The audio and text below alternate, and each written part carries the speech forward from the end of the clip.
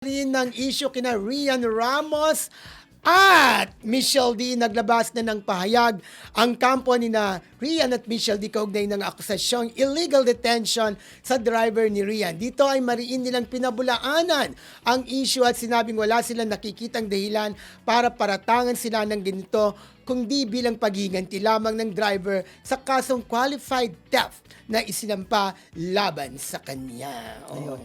Actually, nagsampa naman ng qualified theft din itong sila Michelle D.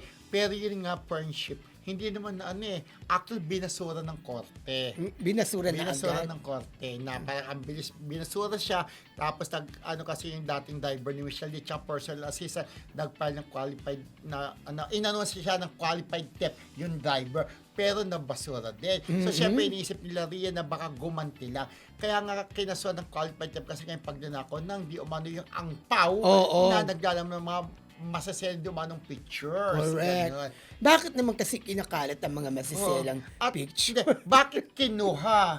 Bakit kinuha doon sa loob? Paano rin nakuha? At ba't alam kung saan nakalagay? Diba? So, kung meron man talagang angpaw na parang sabi nga, binabawi nila. Nasaan na yung angpaw? Di ba angpaw yung kulay pula ba yun? Yes, kulay pula. Pag binibigay tuwing Christmas. Kapag nagbibigay tayo ng Correct. angpaw, binibigay tayo ng angpaw. Siguro sa loob yung masaselang pictures di umano, ano kayong maselan? Yung kung maselan? Ayun ang iniisip ko rin.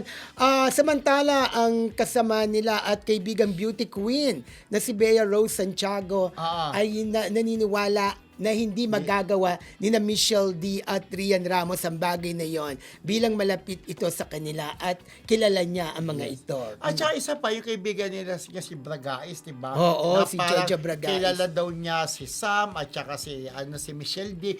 Na alam niya, chill na mga tao ito.